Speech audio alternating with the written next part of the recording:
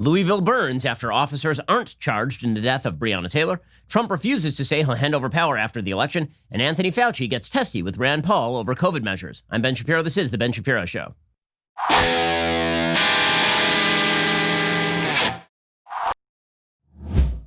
Today's show is sponsored by ExpressVPN. My savvy fans secure their internet. Join them at expressvpn.com/Ben. Quick reminder, we have a backstage scheduled for September 29th for the first presidential debate. Yes, we will be hanging around and watching that bleep show, a debate between the Swedish chef and Chewbacca for all the marbles. 5:45 p.m. Pacific time, 8:45 p.m. Eastern time. Become a subscriber for special privileges during our backstage over at dailywire.com. We're going to get to all the news in just one moment. First, let us talk about the fact that you could be saving a lot of money on your cell phone bill, like a lot of money on your cell phone bill.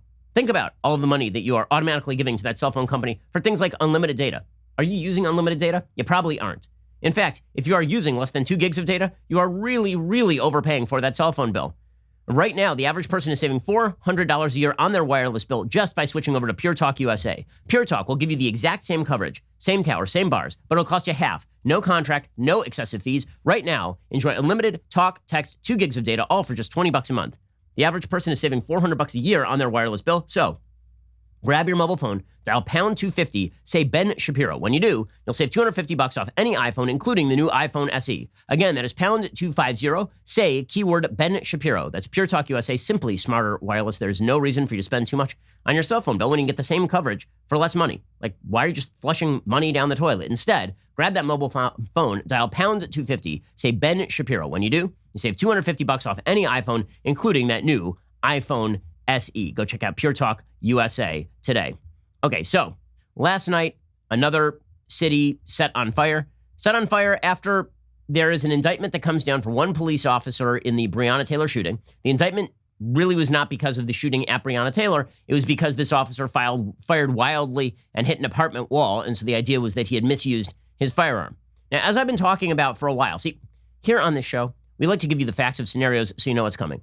Probably a month ago, I went through the timeline of the Breonna Taylor killing, and I talked about the fact that while it was a tragedy, there was no law breaking, and it would be nearly impossible to make a case against any of the officers in Breonna Taylor's killing. That's specifically because they had a well-predicated warrant, a no-knock warrant for her apartment, the reason being that she was caught on tape talking with her ex-boyfriend about being involved in drug trafficking, apparently, about using her apartment as some sort of pass-through where he could pick up his mail. And the cops had a no-knock warrant on her apartment. When they arrived, they apparently knocked despite the no-knock warrant. And then her boyfriend got out of bed and he didn't answer the door. He just apparently, as he was going to answer the door, he didn't know who it was. Even though they said they were the police, he didn't hear them say they were the police. And then they bust through the door, at which point he has a gun on him and he fires at the police. He hits one of the police officers. They fire back at him. And in the process of firing back at him, they kill Breonna Taylor, who was behind him. Okay, that is a tragedy, and it's a horrible tragedy. It does not mean a crime was committed. This was a well-predicated no-knock warrant. Even in order to prove there was a crime that was committed, what you would have to prove is that not only was the warrant bad, the cops knew the warrant was bad, and they decided to serve it anyway.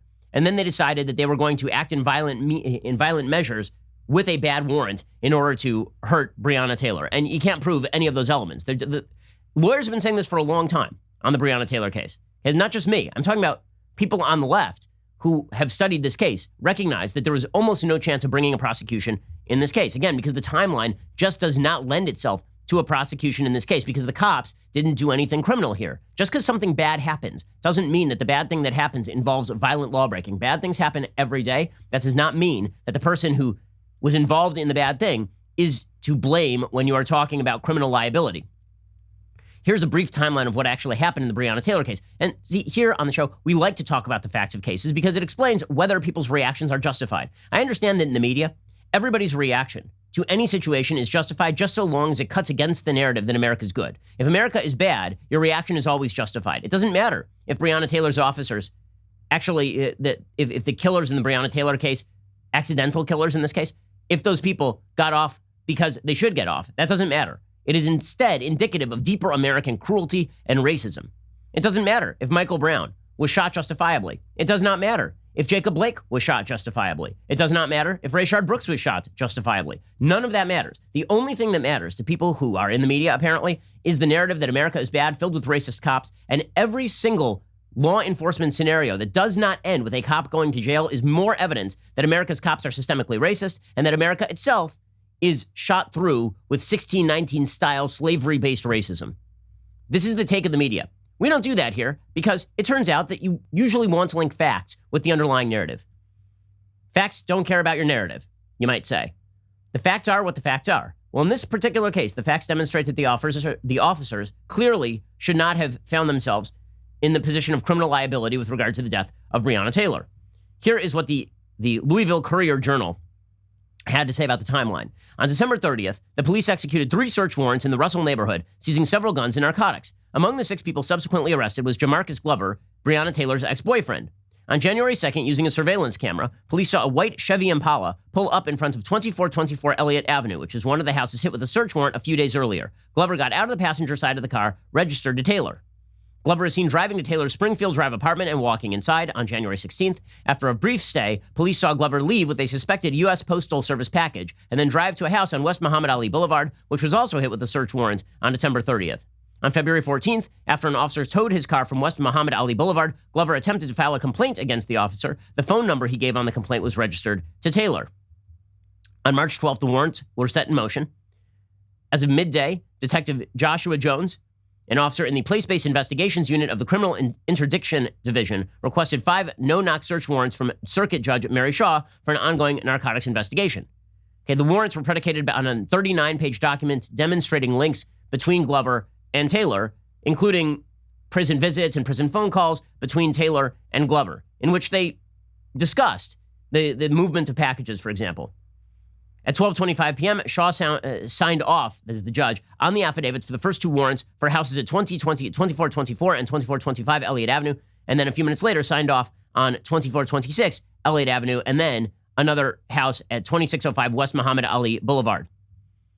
And then a few minutes after that, the judge signed off on the search of Taylor's apartment, which was 10 miles away in South Louisville. Why? Well, because in the affidavit, the officer wrote that Glover's car had made frequent trips to Taylor's Springfield Drive apartment, that Glover walked directly into Taylor's apartment on January 16th.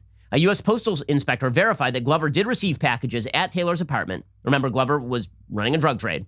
Taylor's car had been seen in front of the Elliott Avenue on different occasions. At approximately 9 p.m., Taylor and her boyfriend, Kenneth Walker, this is not her ex-boyfriend, Jamarcus Glover was her ex-boyfriend. Her new boyfriend was Kenneth Walker, who, by the way, was friends with Glover, apparently. Taylor and her boyfriend, Kenneth Walker, get home from dinner at Texas Roadhouse and giving a friend's kids rides across town. It was Taylor's first night off after a few consecutive days with 12-hour shifts as an ER technician. They climbed in bed, put on a movie. At approximately 10 p.m., police officers were briefed on the entry plan for Taylor's apartment. Just before midnight, about 45 minutes before serving the warrant, Mattingly said he drove by Taylor's apartment while another officer, Detective Mike Campbell, had an eye on the house. The only thing Campbell saw while watching Taylor's apartment, according to Mattingly, was the light on the TV in the bedroom. Police thought Taylor would be home alone. Inside the apartment, Taylor had fallen asleep watching the movie Freedom Writers, and Walker said he was starting to doze off. At 12:40 a.m., officers were in place outside Taylor's apartment and began to knock on the door. Remember, they didn't have to knock on the door because it was a no-knock warrant. After a few knocks, Mattingly said they began to identify themselves as police. There's at least one witness who said they identified as police. There were other witnesses who apparently said that they didn't hear them identify as police. They had no legal obligation to identify themselves as police. You may not like no-knock warrants, but this is a legal procedure in Louisville. The knocking startled Taylor and Walker out of bed. They began yelling out. So originally we were told, by the way, that Breonna Taylor was completely asleep. She was not. That is only relevant insofar as they did not just shoot a sleeping woman who was lying in bed. She apparently was behind him while she was awake. The knocking startled Taylor and Walker out of bed. They began yelling out, asking who was there, according to Walker, and they didn't hear a response, supposedly. After about a minute and hearing no response from inside, police used a battering ram to knock in the front door. So this is where the discrepancies begin between Walker's account and the police's account. And so Walker says he's yelling, who's there? And the police say we didn't hear him. So maybe they didn't hear him because the door's so thick, or maybe they didn't yell out because he was getting a gun. After a minute and hearing no response from inside, police used a battering ram to knock in the front door. Walker had grabbed his gun as both he and Taylor pulled on clothes and went to answer the door. They left the bedroom. They hadn't made it down the hallway before the door started coming off its hinges. At 12:42 a.m., neighbors in the St. Anthony Garden Apartments called 911 to report gunshots. Walker said he fired one shot as a warning aimed at the ground, but that isn't true because he actually shot one of the police officers in the leg. Officers on the scene called dispatch to report that an officer had been shot at 12:43. Taylor was struck in the return fire by police. At 12:47 a.m., Walker himself called 911 and said somebody kicked in the door and shot my girlfriend at 12:48. That was Taylor's official time of death. 10 miles away, police were simultaneously raiding Glover's apartment, that was her ex-boyfriend, and 3 of his associates, and they had him in custody. They seized drugs, guns, and cash from those Elliott Avenue properties. The 5th warrant on West Muhammad Ali Boulevard was not executed.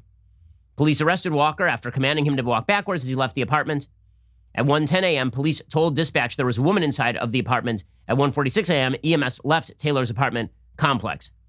Inside of Taylor's apartment, they found shell casings and bullets, but no drugs and no cash, although they did find mail for Glover, who again was the target of the narcotics investigation, and the warrants were predicated on the idea that Taylor had been working with Glover and receiving mail on his behalf. Okay, so here's the bottom line. This is a tragedy. Is that a law violation by the legal officers who are tasked with breaking up a drug ring? Is that a legal violation by them? Not, do you like no-knock warrants? That's not the question. I think that there's a case to be made against no-knock warrants, particularly in low-level drug cases. And in cases fairly good, actually. But does that mean that the police officers who were fired upon and returned fire and killed Breonna Taylor in the crossfire, that those officers are guilty of murder or manslaughter? Remember, the officers broke through the door on a legally predicated warrant and they were shot at. Once they are shot at, they are going to return fire. By the way, the person who shot at them, Walker, originally he was charged with attempting to shoot a police officer, and then they dropped the charges after it became clear that Taylor was dead and there was going to be a lot of blowback. We still don't know the full circumstances surrounding what exactly happened in that apartment. What we do know is that if you fire on police officers, they're going to fire back at you. So whether he thought that he was firing at just a rando who was breaking down his door, or whether he thought he was firing at the police, tragedy, not crime. Okay, and this is exactly the finding of the Louisville AG, of the Kentucky AG. Nonetheless, the city burns because the narrative does not matter. The narrative is the only thing that matters, rather. The facts do not matter whatsoever. The facts don't matter one iota to people who wish to burn things and pretend that every fact pattern is indicative of deeper American cruelty and bigotry. Kentucky Attorney General Daniel Cameron, who is black, is also a Republican. He spoke at the RNC recall. He announced the lack of charges yesterday. There was only one charge filed against an officer, and that was for essentially recklessly using his weapon because he fired in the wrong direction and hit an apartment wall. He said in the middle of his statement that he met with Breonna Taylor's family, which, again, he should do. This is a tragedy, but it does not mean it was a crime. Here was the Kentucky Attorney General Daniel Cameron. To have to sit in that room and provide the information to Ms. Palmer and to other members of the Taylor family, it's been a difficult day. This is a difficult day for everyone standing up here. This is a difficult day for those here that have to report this. And it's a very difficult day for Louisville, all of the Commonwealth, all of the country. I recognize that. Okay, so obviously this is not somebody who is lacking in compassion, which is the only measure, by the way, for Democrats when they measure virtue.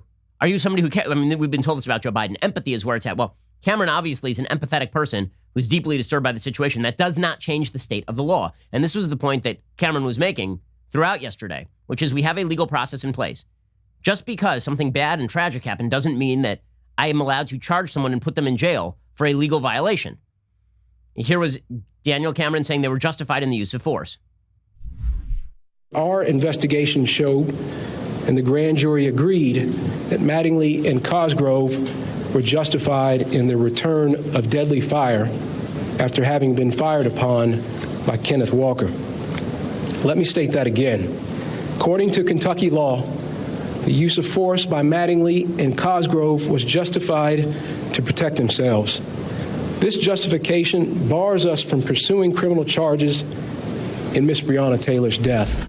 Okay, now remember, the police department in Louisville has already settled with the Taylor family for some $12 million. So civil liability did attach. They didn't admit civil liability, but they settled this thing out of court. So there's a difference between a criminal charge and a civil charge, right? A civil case means that you are suing in tort, okay? And the level of the level of legal surety that you require in order to get a civil judgment is far less than the level of legal surety you require in order to get a criminal conviction. Criminal conviction is beyond a reasonable doubt. When it comes to a civil case, it can be preponderance of the evidence, for example, meaning like does a majority of the evidence show the officer shouldn't have done what they did? And police departments routinely settle out because they don't wish to brave a jury that may not like them very much in these cases. In any case, Cameron then called out the activist. He said, listen, you might want to look at the facts of the case instead of listening to the activist. Nobody's doing that, of course. There will be celebrities, influencers, and activists who, having never lived in Kentucky, will try to tell us how to feel, suggesting they understand the facts of this case and that they know our community and the Commonwealth better than we do. But they don't. Let's not give in to their attempts to influence our thinking or capture our emotions. At the end of the day, it is up to us. Okay, and he is right about all of this. By the way, again, Jamarcus Glover, who's the person who is involved with Breonna Taylor, is a bad dude. Okay, she was involved with him. She was changing her life is sort of what the story was, is that she'd broken up with him a month previous and she had moved on. And that was a good thing, obviously. But according to the police records, his actions basically led to all of this. I mean, he was using her house in order to receive packages in his drug ring. Among other things, he also made her rent a car where he then left a dead body, apparently. And then, because of using her apartment, he ended up leading the police to her door. I mean, there's a point that Thomas Chatterton Williams has been making. The facts of the case suggest that the outrage against the police is misplaced. The outrage really should be against her ex-boyfriend and against no-knock warrants generally. If you don't like no-knock warrants, that is fine. But instead, everybody has decided, because, again, we don't care about the facts in this day and age. Everybody has basically decided that the only thing that matters in the end is that the police are systemically racist in America is evil. So Joe Biden put out a statement from his basement, where, by the way, Joe Biden has not emerged for days. Joe Biden has been doing this thing where he calls a lid. Okay, I didn't even know what that was until yesterday. Apparently, calling a lid is where you just say, I'm not coming out of the basement the entire day so the media can go away. He did that at 9:36 a.m. Eastern time today. He's been doing it every single day. If this is a well man, why exactly is it that he has called a lid, I believe, 40% of the days of his campaign in the last several weeks? Why? Okay, but in any case, he puts out a statement. Here is his statement. In the wake of Breonna Taylor's tragic death, we mourn with her mother, family, and community, and asks ourselves whether justice could be equally applied in America. See, it's indicative of the evils of American due process that we actually use due process in this case, and we looked through the law, and that a black AG who has sympathy for Breonna Taylor's family used the law instead of his own personal feelings to charge, which, by the way, is the way it's supposed to work. If you are a law enforcement officer, if you are an AG, if you are a district attorney, you're supposed to look to the law. You're not supposed to look to the mob outside your window. That is not justice. It is not justice to look to the mob outside your window and then decide based on what they want that you are going to swivel the law in order to achieve their purposes. It's the opposite of justice. It's mob rule. Cameron refused it. Joe Biden is calling for it. He says, I know for so many people today's decisions does not answer that call for equal justice. A federal investigation remains ongoing, but we do not need to wait for the final judgment of that investigation to do more to deliver justice for Breonna. We know what is necessary. We need to start by addressing the use of excessive force, banning chokeholds, and overhauling no-knock warrants. Okay, again, this was not a case of use of excessive force. They were fired upon. There was no chokehold that was applied in this particular case. And you can overhaul the no-knock warrants, except that they knocked at the door and identified themselves, apparently, according to witness testimony. The former VP then added blandly that violence is not acceptable and said protests should be peaceful, adding, do not sully her memory or her mother's by engaging in any violence. It's totally inappropriate for that to happen, except that you keep fostering the notion that equal justice is not possible in the United States. When you say, okay, so you have people outside chanting no justice, no peace. Then you have Joe Biden saying, you're right, there's no justice. What do you think is the natural consequence of the statement, no justice, no peace, when you agree no justice? You can say, yeah, it would be nice if you guys peacefully protest. But you're out there literally saying that we've never done enough for equal justice and we cannot do enough for equal justice. You can't back the narrative in the absence of underlying facts. And yet that is exactly what Joe Biden and the media and celebrity class have done. So the celebrities get very angry. And I know that when I am looking for an excellent legal analysis of a given fact pattern, I go to Viola Davis. That's exactly where I go, the Oscar winner Viola Davis. She tweeted out, bull bleep decision. Black lives matter. Cannot be said enough times. Nobody's arguing that black lives don't matter. We're arguing as to whether legal criminal liability attaches when you're a cop, when you knock on the door, announce yourself, break in the door because you have a no-knock warrant, and then are fired upon, and then return fire.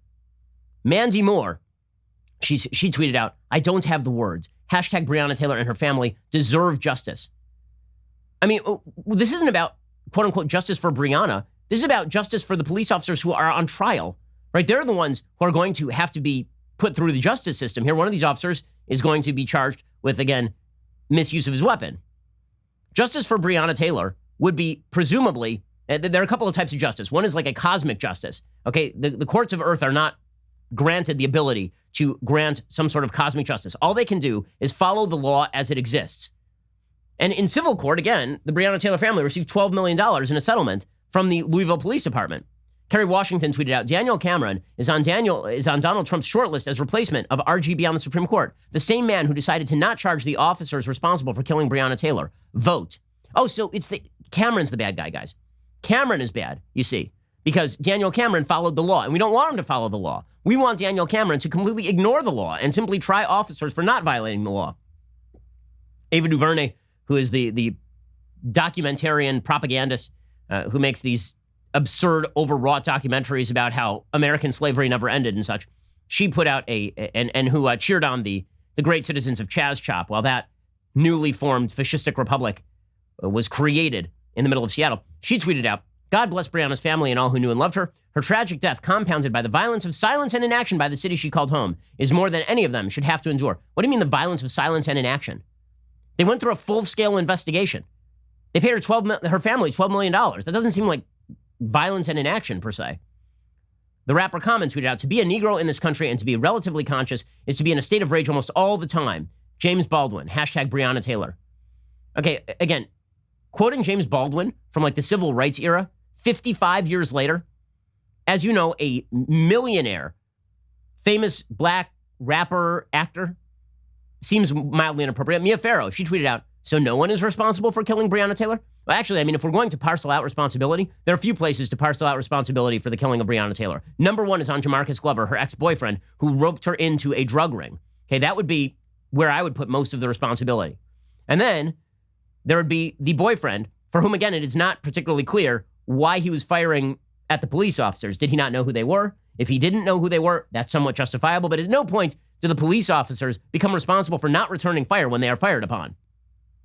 You can put on the no-knock warrant. That's fine.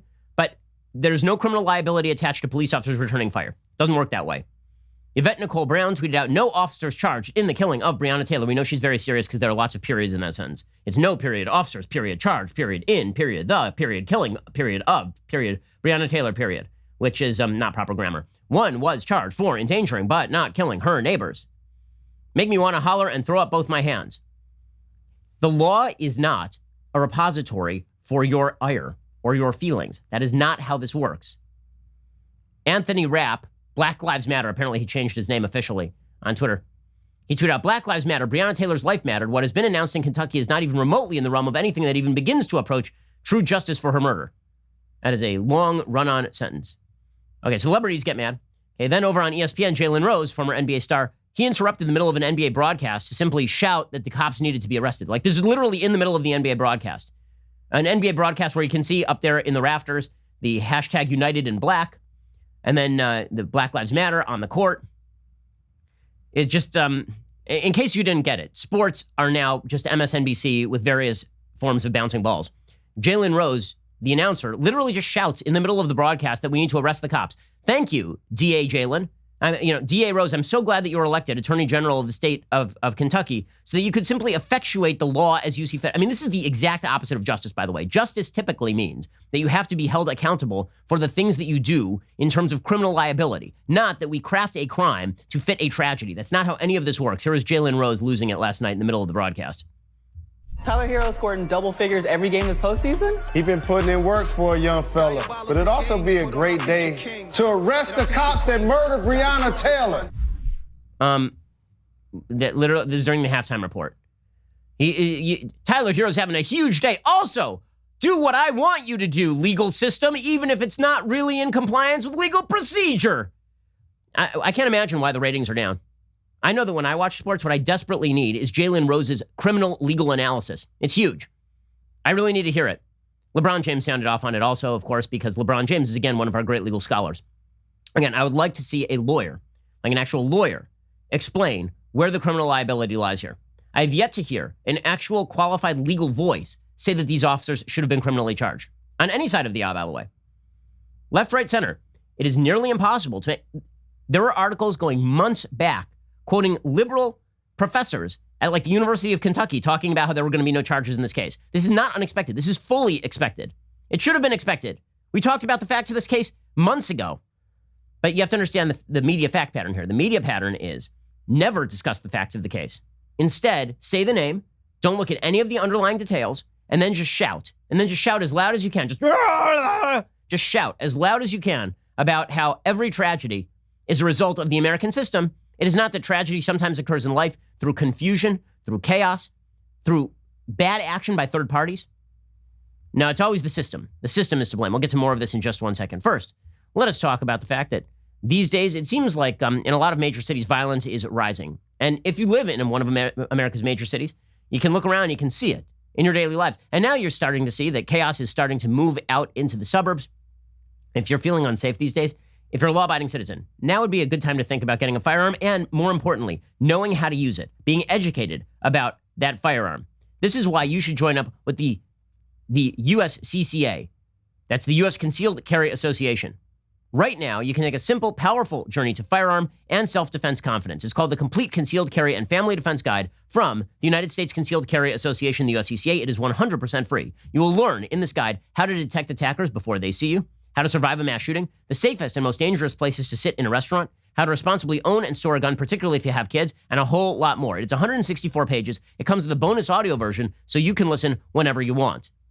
It is really important to own a firearm if you're a law-abiding citizen. It is even more important to know your legal rights and how to use that firearm. Just text BEN to 87222 and get instant access and a chance to win $1,000 so you can buy a gun to protect your family. Text BEN to 87222 right now. Again, text BEN to 87222.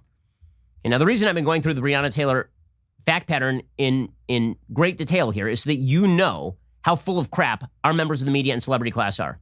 Just absolutely full of crap. So Joy Reid, who's awful, and given a show on MSNBC, despite the fact that she has bad old tweets that would get anybody else canceled, but apparently somebody went back in time and hacked her blog back in like 2003. Anyway, she went on MSNBC and she says, this decision by Daniel Cameron, it's a Black Lives Don't Matter ruling. Oh, is it, Joy? Then you explain to me how legal liability attaches to the legal performance of a no-knock raid that ends with somebody shooting at the cops and then returning fire and accidentally hitting a third party. You explain that. Here was Joy Reid saying it's a Black Lives Don't Matter ruling. Again, the narrative overcomes the facts every time. This was a Black Lives Don't Matter ruling because they said that her life was irrelevant, that the life of her boyfriend who was in the apartment with her didn't matter, that he attempting to defend her was the crime. The potential crime was him trying to defend his castle. So the castle doctrine is wiped away when police bust into your home. You don't have the right to defend yourself. Well, actually, that's not really true, considering that in this particular case, the guy who shot at the police was not tried, right? They released him. Originally, they charged him. And you do not have the right to resist arrest. So it was unclear whether he thought he was resisting arrest, in which case they could have charged him with attempted murder of a police officer, or whether he thought that he was firing on somebody just randomly breaking into his apartment. That's why they released him. He didn't end up in jail, did he? Then Joy Reid tweeted out, damn, this wasn't just a Black Lives Don't Matter decision. It was an only White Lives Matter decision. My God, this country can't get out of the 1920s. Can't it, Joy? Really can't it? I've noticed that you are a black woman who has a show on a major national network, a huge social media presence, and you say stuff like this routinely to the seal-like clapping of your fellow media members. I don't remember that happening in the 1920s, when black people were literally being shot in the streets of Tulsa, Oklahoma for the sin of being black. I don't remember this happening in the 1920s when black people were literally prevented from voting by white mobs. I don't remember this happening in the 1920s when there were full legal regimes in place to prevent black people from drinking at the same water fountains as white people. Joy Reid, you idiot. I mean, seriously, this kind of stuff is just despicable. And it infuses so much of the left's view on race in the country. What they'll do is they'll find something terrible that happened 100 years ago, and then they'll be like, you know what? Nothing's changed. A lot of things have changed. A lot of things. Like, for example, in the 1920s, let's say that the police had shot a black woman in the middle of a drug raid. Do you think that it would have been a black attorney general of the state deciding whether or not to charge? What do you think? Do you think that the attorney general of the state of Kentucky in 1920 would have been black? I'm going to go no on that one, probably. But don't worry, nothing has changed. Nothing's changed. Don Lemon, another idiot on CNN, he decried the lack of indictments. Legal expert Don Lemon, who can't even explain what a constitutional amendment is. He's so dumb that Chris Cuomo even looks at him and is like, dude, you're a moron. Here's Don Lemon talking to Wolf Blitzer again. The meeting, the amount of wattage in prime time on CNN might be able to toast a piece of bread lightly if properly channeled. Here's Don Lemon, legal genius.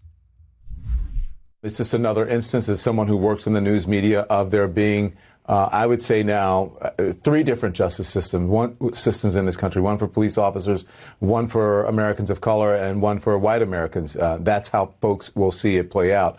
But really, I think that the real tragedy, I know the real tragedy is for Breonna Taylor's family. I mean, how I feel, it's inconsequential to how that family must be feeling right now. Okay, when he says things like, people are going to see this. People are going to see this like there's one system of justice for black people and one system of justice for white people. Why are people going to feel that way, Don? Could it be because you didn't report the facts of the case? Could it be because you don't give 2 damns about the facts of the case? Could it be because you don't even bother with the legal analysis? I mean, meanwhile, MSNBC, again, repository of all virtue. They have Al Sharpton, a 2-time quasi-riot inciter and falsifier of actual criminal activity by Tawana Brawley, and blaming police and DAs for a false rape that never happened. This guy, they're bringing on MSNBC to talk about race-based cases. It's just wonderful. Our media are fomenting racial unrest in the country, and they are doing it with a broad sense of their own virtue. Here's Al Sharpton. How this guy remains on TV after being the kind of piece of crap he is beyond me. Here's Al Sharpton. I think it's grossly insufficient. It does not deal with the fact that the life of Breonna Taylor was taken. It does not address being a victim of being killed. The value of her life is not at all addressed in these charges. You could get endangerment if you shot in the air at nothing. You took a woman's life. In returning fire from a person who was firing upon you during a no-knock drug bust. What? And this was the media. The media are fomenting this stuff. They want this stuff. The media want conflict. Whether they want conflict on the level of what happens after the election, as we'll see, or whether they want conflict when it comes to race-based violence in the country. MSNBC hosts a guy named Jason Johnson, and he literally says, you cannot go anywhere if you're black in America. You can't go anywhere if you're black in America to be safe. It's weird because there are 43 million black Americans. The number of unarmed black Americans who are shot by police every year numbers under 20. But apparently, if you're black in America, you literally can go nowhere, anywhere to be safe in America. Amazing stuff from Jason Johnson. Cops busted into my house right now and shot me on the air. What Daniel Cameron basically told America is that would be legal. If they thought that there was something wrong, I could be shot in broad daylight on national television in my house because the cops can break in and shoot whoever they want if they're concerned. No, no. Okay, just stop this moron. That's fundamentally untrue. That is the greatest lie. The cops could not break down Jason Johnson's door in the middle of a broadcast and shoot him. You know what they would need to do? If that were to happen, God forbid, you know what would have to happen? Number 1, they would have to have a no-knock drug warrant taken out with a judge. 2, they would have to bust through the door. 3, Jason Johnson would have to fire on them before they fired on him in order for that to happen. They were returning fire. So no, they can't do what Jason Johnson just said and bust down my door if they think something is wrong and then just shoot me in cold blood. No, they cannot do that. They would go to jail for that. Okay, but apparently, again, this is the media fomenting the idea that black Americans are living under the boot of white Americans in the same way that black Americans were living under the evils of white supremacy for at least several centuries of America's existence. MSNBC's Kristen Clark repeating this message. It's over and over and over and over again. And then you wonder why people are in the streets literally firing weapons at police officers, which is what happened in Louisville last night. This all culminates last night in violent protests that break out, including the shooting of 2 Louisville police officers. And then you wonder why this happens? You rev people up to the pitch where you say that black people literally cannot be safe in America, that any black person in America, including prominent commentators on MSNBC, can be shot and murdered at any moment by white cops. And then you wonder how it is that violence breaks out. They know violence is going to break out, and they do not give a damn, apparently. I don't know how else to interpret this sort of irresponsible and insane commentary. Here's MSNBC's Kristen Clark explaining that racism infuses all policing, all of it. There are those who say, why are people protesting? Why does the Black Lives Matter movement exist? And it exists because of moments like this, when the system fails us as Black people. It's an incredibly disappointing day and a reminder of the tremendous work that must be done to address the ways in which racism infects every aspect of policing, the criminal justice system, and our lives. Okay, except that you offer no prescription for removing racism from any of these things because you know full well this is not a system of racism. This is not racism. Okay, this is a tragedy. Not all tragedies are crimes, and not all crimes have to do with racism. But in America, for the left, all tragedies are crimes, and all crimes are indicative of an evil American system. The most insane comment of the day came courtesy of Cheryl Dorsey, another MSNBC is just a trash heap. Cheryl Dorsey on MSNBC saying that the Attorney General of Kentucky, Daniel Cameron, because he's Black, he's particularly bad because he's complicit in the system. Don't you see? He's a racist, right? Because you're either racist or you're anti-racist. He's not anti-racist because he's in favor of the system, and therefore he's a racist. Here is Cheryl Dorsey claiming, I am not kidding you, this is her quote, that Cameron is skin folk, not kinfolk, you see. See, he's Black, but he's not truly Black. Because were he truly Black, he apparently would have indicted these officers without any underlying legal predicate. Here is Cheryl Dorsey. I find all of his remarks with regards to this whole entire press conference offensive. And let me just speak to this whole celebrity influencer thing. While they can't speak for Kentuckians, let me say this as a Black woman. He does not speak for Black folks. He's skin folk, but he is not kinfolk. And so just like he thinks they can't speak for Kentucky because he's up there with a Black face, he does not speak for all of us. This was not a tragedy. This was a murder. He should be ashamed of himself. It was not a murder. It is clear it was not a murder from all of the underlying evidence, all of it. But again, that means that he's skin folk, he's not kinfolk, right? He's not truly Black.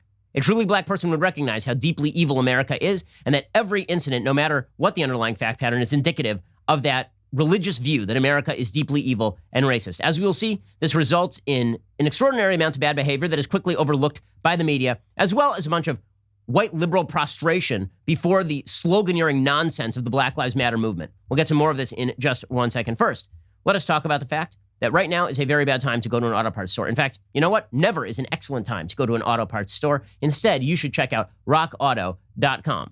I mean, you go to the auto parts store and you're asking them for a part, then they have to order it online, and then they upcharge you. They might give you a different price based on whether you're an expert or whether you're a newbie.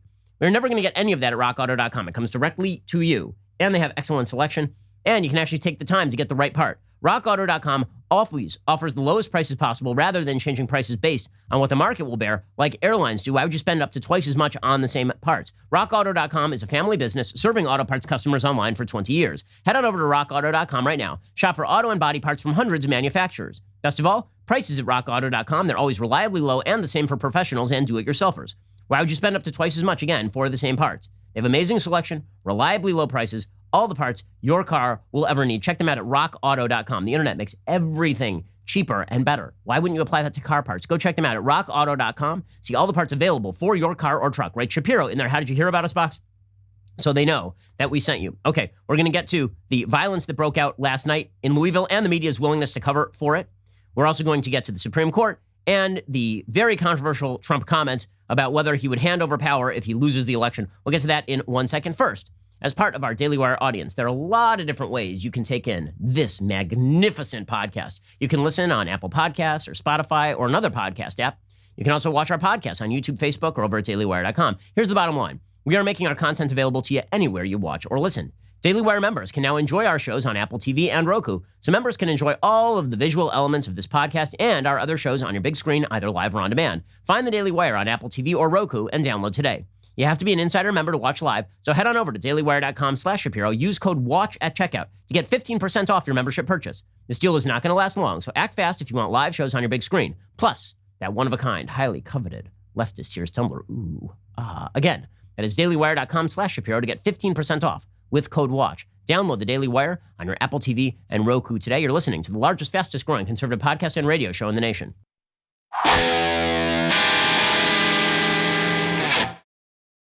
So as the entire media predictably avoids mentioning the facts of the Breonna Taylor case in pursuit of a narrative that America is deeply evil and that Daniel Cameron is deeply evil and Donald Trump is deeply evil and the flag is deeply evil and you should kneel for all of these things and that you should go out in the streets, right? And you should protest. You shouldn't get violent, guys.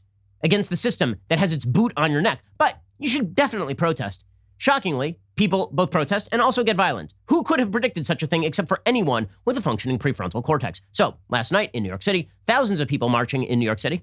I will say I am deeply amused by the fact that the media continue to do this sort of mask shaming, crowd shaming thing, where Trump holds a rally, like, oh, look at that, big crowds, very bad. Then giant crowds show up in order to protest whatever the media liked that day and egg on that day. And they're like, oh, no problem at all. So here are thousands of people in New York City who are marching. I mean, they literally can't go to work, so it makes some sense. There's thousands of people in close proximity to one another. And people are like, oh, well, they're wearing masks. I mean, they're wearing masks. Yeah, if they were on the beach, you wouldn't be shouting that, would you? You'd be talking about the evils of Ron DeSantis. Okay, meanwhile, over in Louisville, people showed up en masse, of course, and decided to protest. But they didn't just show up. They had organized violent activity planned. I mean, there was tape yesterday circulating in the middle of the day. A U-Haul literally just shows up on the streets of Louisville, and people start unloading shields and batons and all sorts of fun stuff. And this is Black Lives Matter protesters unloading signs that say abolish the police with the anarchist symbols, Antifa members who are wearing all of their black gear. They're getting their shields. They're getting their signs. They're ready to go. Why, look at that. Look at that. Look at all that spontaneous social justice action popping up from a truck. And you just unload the truck and hand this stuff off to people. Really, really solid stuff. And meanwhile, a giant crowd confronted a police line. And all of this, again, is good in the middle of a COVID pandemic. The pandemic doesn't exist anymore, guys. You can't go to your job. You can't visit mom in a hospital. But you can definitely shout at a cop within 2 feet of him. There's good stuff happening in Louisville yesterday. Yeah, you seen a lot of masks there? How about that? A lot of masks you seeing right there? No, you're not. You're seeing people directly yelling in other people's faces. I like this guy with the tennis racket. It's like Roger Federer over here, probably on his off day. Carrying clubs, carrying batons, good times. Lots of mask wearing. That's probably fine. All of it's probably fine. The media have anything to say about this? Of course not. Okay, meanwhile, people were running around carrying clubs, cursing at police officers. The police officers literally just standing there and ignoring them. Now, if this were a fascist police force, you think they would be doing that? You think this sort of stuff happens in Belarus? I don't think so. Here are people literally walking through police lines, shouting at police officers, harassing police officers. Really a nice group of people. Really, really nice stuff happening right here. Very classy. Rioters in the middle of the day were targeting businesses as well, so that was excellent. People just running into businesses. Hey, look, it was time to go and loot an antique store. I mean, some of us just need an antique, guys. They were looting a place called, it looks like Andrew Gentile Antiques. People literally just going and knocking over chairs. And I mean, if you need an ottoman to protest Breonna Taylor's death, you need an ottoman, gang. I mean, these are important moments. Now we know that last night 2 police officers were shot in Louisville. According to Reuters, Louisville on Thursday braced for a second night of protests after 2 police officers were shot during demonstrations over a decision by a grand jury to bring no direct charges against policemen in the fatal shooting of Breonna Taylor. The protests erupted in the Kentucky city on Wednesday immediately after the state AG announced none of the 3 white officers involved in a deadly botched raid on Taylor's apartment would have to face charges of causing the black woman's death. One officer was indicted on charges of endangering her neighbors because he fired at a wall. Civil rights activists decried the outcome as a miscarriage of justice, in keeping with a nationwide pattern of unwarranted police violence against minorities. The demonstration, now the headlines are just wonderful here. The demonstration that started peacefully on Wednesday night turned violent after dark when 2 officers were shot and wounded. Police arrested 127 people in Louisville. 127 people. Also, protests flared up in New York, LA, Atlanta, and Seattle. In Oregon, in Portland, police once again declared a riot on Wednesday in the unrest that followed the grand jury decision. Here is how Reuters headlined this stuff. This is a Reuters headline. You ready? Demonstrations in Louisville wore on past nightfall in defiance of a 9 p.m. curfew and remained mostly peaceful until several gunshots rang out in the midst of a skirmish between protesters and heavily armed police. Oh, is that several gunshots rang out, you see? They just rang out randomly. And also, it was mostly peaceful until people shot cops.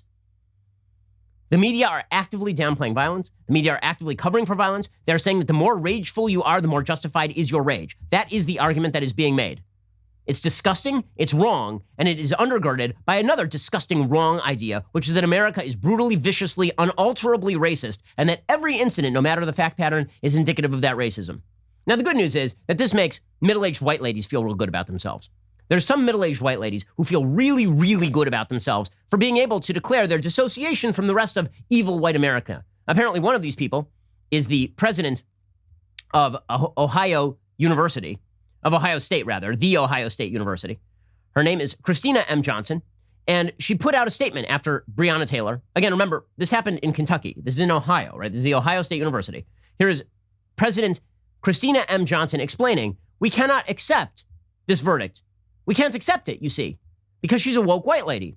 And as a woke white middle-aged lady who is speaking a foreign language, reading off the cue cards printed for her by Robin DiAngelo and Ibram X. Kendi, she is going to be anti-racist. And to be anti-racist means, of course, to tear down the systems. So I guess that she's going to have to take those diplomas off the wall. She's going to have to give up that office to somebody black in the name of racial justice. And she's going to have to abdicate her position and make sure that all subjects at Ohio State University are advised to teach the social justice warrior nonsense that Kendi would love. Here is the president of the Ohio State University participating in the death of intellectualism at the highest level. We grieve the tragic and senseless loss of Breonna Taylor, a daughter, a friend, a niece, a loved one, who was unarmed and asleep. The breakdown in the justice system and the killings of unarmed Black and brown people in our country has become all too familiar, tragically. This isn't going to stop until we create an anti-racist world. We must come together to draw strength from each other and advance our collective vision for a better world where we one day have justice for all. Well, why don't you read off those cue cards? The Maoist struggle sessions have begun. We have to create an anti-racist world, an anti-racist world. Okay, so I very much look forward to the federal investigation of Ohio State University for its complicity in systemic racism, the same way that Princeton is now being investigated for racism since they admitted they're complicit in systemic racism. Here's the deal. She doesn't believe she's a racist. She doesn't. She knows she's not a racist because she isn't a racist. But she is a racist by Ibram X. Kendi's calculation because she is part of the racist system, you see. And it doesn't matter if the system has done something racist with regard to Breonna Taylor or not. Any system that results in an unequal outcome, okay, not that the due process was given and then the outcome was what it was. It results in an unequal outcome. That means the system is racist. And so you have to have performative wokeness by a bunch of elite white people talking about how they can regain the moral high ground simply by declaring themselves part of the anti-racist movement. Now, the thing is that they can never declare themselves fully anti-racist. Ibram X. Kendi has said this clearly. He says you can never reach the level of anti-racism. You can try to cleanse those racist thetans over and over and over, but until you continue to pay the price, eventually you might be clear, but that's in the far future. And even then, you're not really clear because we can always point back to the fact that you are complicit in your own whiteness, even if you are unconsciously complicit in your own whiteness. At no point do you have to offer any proof of your position if you're Ibram X. Kendi. You don't have to offer a single iota of data to back your position that anti-racist training makes America less racist. Not one. It is a religion. It is a religion. The media participate in this religious practice. It is a religious practice to believe that America is racist based on a case in which a woman is shot accidentally by police officers returning fire in a no-knock raid. Okay, that is a religious position, that is indicative of 400 years of American racism. The only way that you can believe that is if you have already come up with the outcome, and the outcome is unfalsifiable. And that is what is happening right here. Now, the good news is that we can always count on our politicians, particularly those in the Democratic Party, to really focus in on the true cause of the violence we're watching in our major cities. I did find this amusing. Mayor Ted Wheeler, so there was another riot declared last night in Portland, Oregon. Ted Wheeler, the worst mayor in America. I mean, there's been heavy competition this year. We've got Eric Garcetti on that list. We've got Bill de Blasio on that list. We've got Lori Lightfoot on that list. We've got Keisha Lance Bottoms on that list. Mayor Ted Wheeler, dude takes the cake. I mean, he even beats the Minneapolis mayor guy. Mayor Ted Wheeler is just a bleep show. He tweeted out, on September 26th, agitators plan on coming to Portland to spread messages of hate and racism, values we don't welcome here in Portland. If you intend to come to our city, our home, to spread hate and provoke violence, don't. Now, apparently this is directed against the Proud Boys. It's fine to say to the Proud Boys, we don't like your values. You're literally every night greenlighting BLM and Antifa attacking police officers every night in your city for months on end. Yes, clearly the problem is that some right-wingers are going to come into Portland. Some alt-righters are going to come into Portland. Yeah, that's clearly the big problem, Mayor Ted Wheeler. Amazing stuff. Okay, so this is story of the day number one. The other controversy of the day, in which the media have been promulgating and pushing the possibility of violence, is the story that President Trump is not going to leave peacefully. Now, show of hands, how many people truly believe that the president is not going to leave peacefully if he loses the election? Okay, no hands up? That's what I thought. You're all full of crap. Just going to put it out there. You're all full of crap. None of you in the media believe that Trump won't leave peacefully if he loses. If he loses, he will be ushered out of office. And he'll be ushered out of office whether he likes it or not. He is not going to hole up in the Oval Office, Al Pacino style at the end of Scarface, snorting lines and firing guns through the door and shouting about, meet my little friend. Like, that's not what's going to happen. He's just going to leave. That's all that's going to happen. We all know this. This is perfectly obvious. Donald Trump is a person who says a lot of crap. Is it good crap? No, very often it's bad crap. And Trump does not help himself when he says bad and stupid crap in response to a bunch of questions that are bad and stupid. But this notion that Trump is going to prevent his removal from the White House by any available means it's a leftist fantasy. It is a wish because they would like violence. They would. Okay, they've been promoting this for months now. We've seen the only people who gamed out the possibility, by the way, of actually involving themselves in some sort of resistance with the use of the military is John Podesta. He actually went through the full exercise of what happens if there's a divide between the Electoral College and the popular vote again, and then there are a bunch of rogue electors, and then California decides to break away from the federal government. Like, they went through that actual exercise. We have seen leftists fantasizing about the possibility of violence after the election so as to justify their preparation for violence after the election.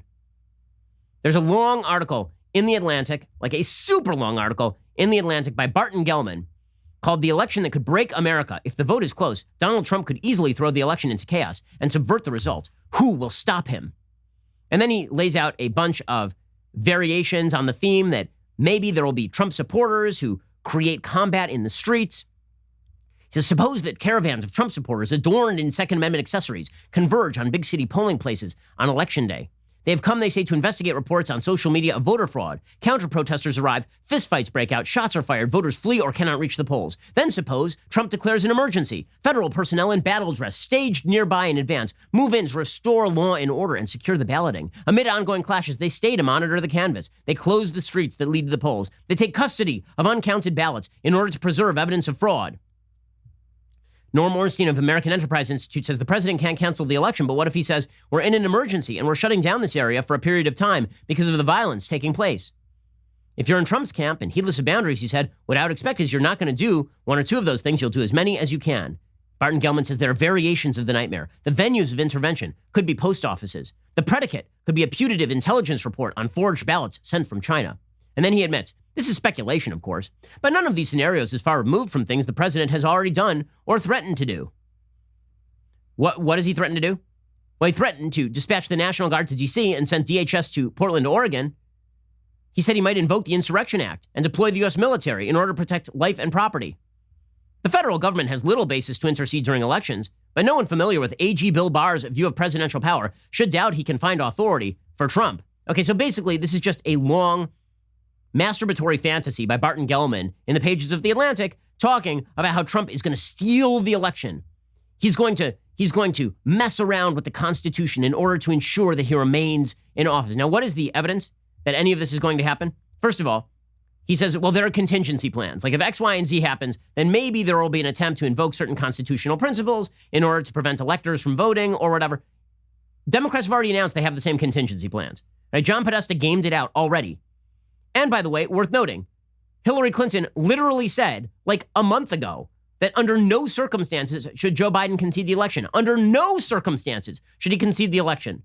So when we talk about discounting the results of the election, what do you think will be more probable? Violence in the streets if Trump wins or violence in the street if Trump loses? I think everyone knows the answer to this. You and the media know the answer to this too. Here was Hillary Clinton just a few weeks ago saying that Joe Biden should never concede the election ever under any circumstances. They have a couple of scenarios that they're looking toward. One is messing up absentee balloting so that they then get maybe a narrow advantage in the Electoral College on Election Day. Joe Biden should not concede under any circumstances because I think this is going to drag out, and eventually I do believe he will win if we don't give an inch and if we are as focused and relentless as the other side is. This is amazing. Okay, we're seeing violence in the streets. Is it right-wing violence that we're seeing in the streets? We saw protests after the last election. Was it right-wing protests? Were there lots of protests after Barack Obama beat Mitt Romney? I missed it. Yeah. Oh, wait, no, I didn't miss it. It didn't happen. Okay, this is all leftist wish casting. This is all projection. It's all projection. It's absurd. And now, hilariously enough, the Democrats are reversing themselves. So a few weeks ago, it was voting in person is really bad, guys. We can't vote in person because of COVID. COVID's super serious. Now, they realize they shot themselves in the foot because, number one, voting in person is not bad. They had a huge vote in Wisconsin just a few months back. Lots of people showed up. No COVID outbreak.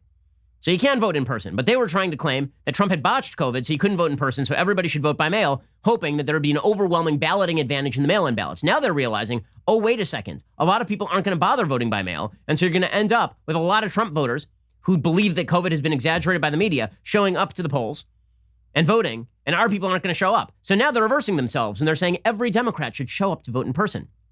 Well, isn't that weird? What happened? Did COVID just wane? The electoral chaos that's being fostered right now is not being fostered by Trump. It is not. Democrats have put forward these bizarre conspiracy theories about how Trump is going to foil the election by removing mailboxes, which is just absolute sheer bullcrap, about how the post office doesn't have enough money to process mail-in balloting, which of course is absolute sheer nonsense.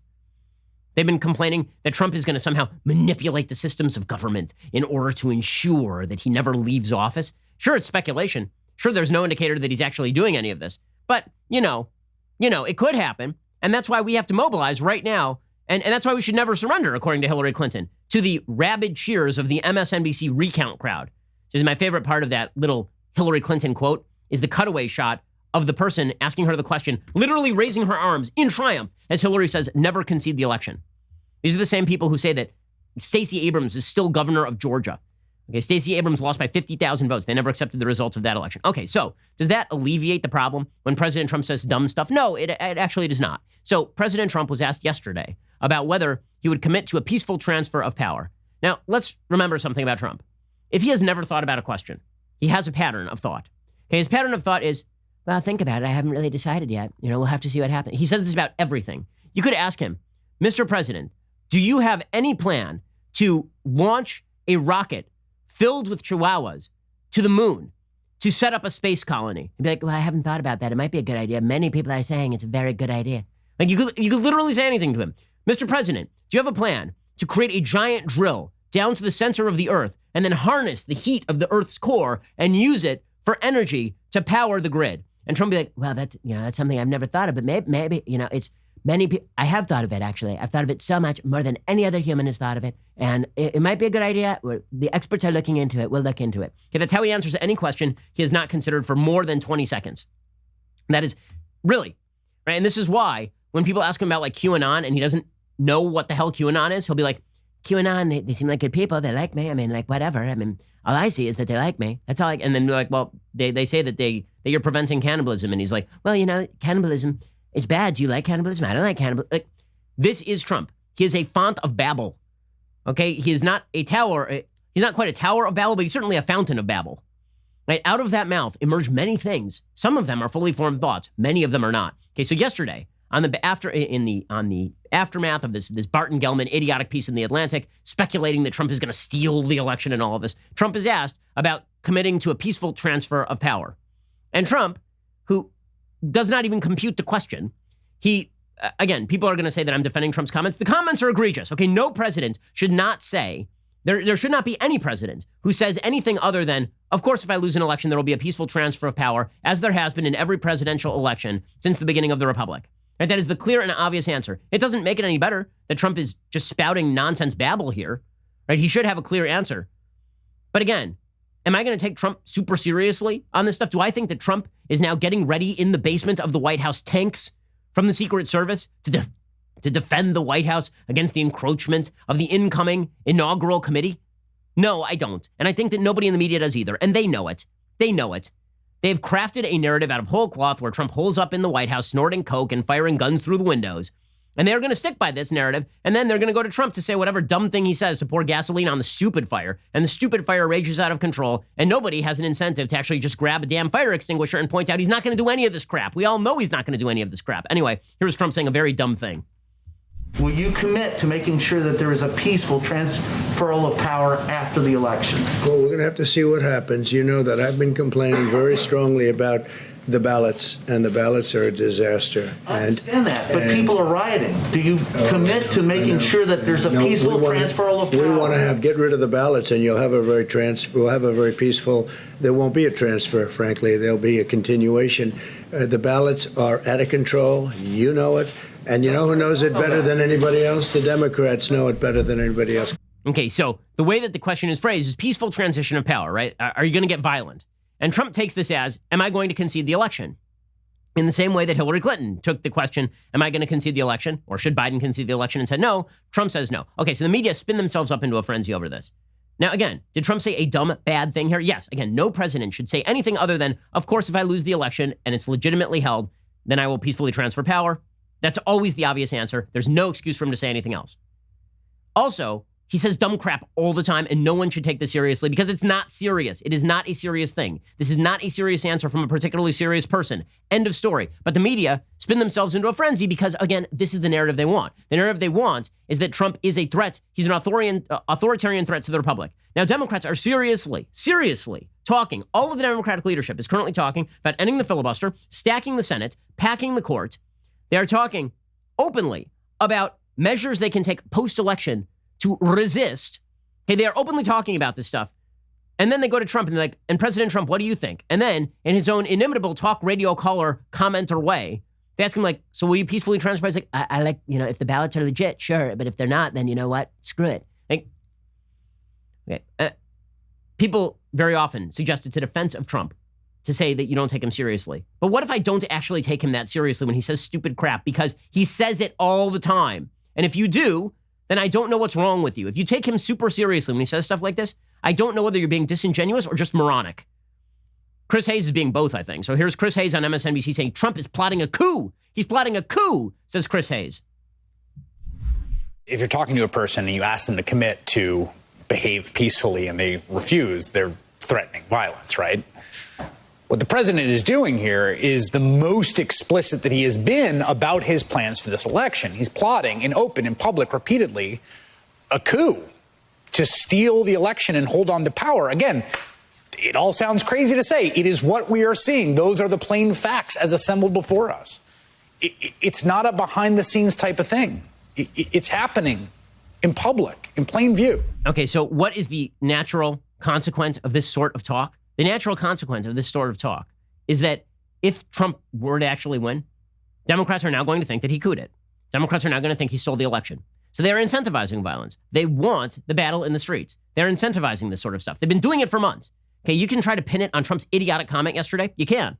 But here is the reality. For months, they have been claiming that Republicans are going to steal the election, that Orange Hitler is going to just maintain power no matter what. They've been saying this since 2015, right? They asked him the same question in 2015. Are you going to concede the election to Hillary Clinton if you lose? And he was like, no, we'll have to see. And then they're like, oh, that's terrible. And then they went and they asked Hillary, and she's like, well, I wouldn't concede either, pretty much. And they were like, oh, well, that's okay.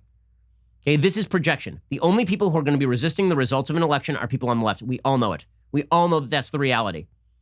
But the left have to project so that they can then claim that it's legit when they quote unquote resist, because they're resisting a coup. All right. Enough of this stupidity for now. We'll be back a little bit later today with 2 additional hours of content, including commentary on Anthony Fauci's dust-up with Senator Rand Paul. So he and Rand Paul had a bit of a dust-up where Anthony Fauci said some things that were factually untrue. And he said them in pretty high-handed fashion, actually. We'll get to that a little bit later today, but you have to be a subscriber to check all of that out. Otherwise, we'll see you here tomorrow. I'm Ben Shapiro. This is The Ben Shapiro Show. The Ben Shapiro Show is produced by Colton Haas. Our technical director is Austin Stevens. Executive producer, Jeremy Boring. Our supervising producers are Mathis Glover and Robert Sterling. Assistant director, Pavel Wydowski. Our associate producer is Nick Sheehan. The show is edited by Adam Sayevitz. Audio mixed by Mike Coromina. Hair and makeup is by Nika Geneva. The Ben Shapiro Show is a Daily Wire production. Copyright Daily Wire 2020.